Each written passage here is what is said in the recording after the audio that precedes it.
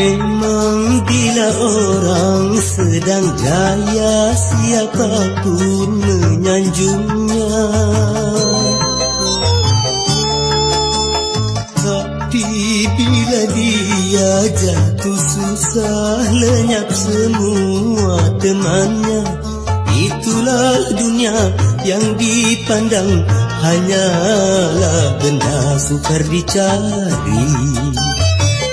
Teman sejati yang merasakan derita diri, mungkin dalam 1000 tak terdapat satu. Hidupku kini pedih sekali karena tiada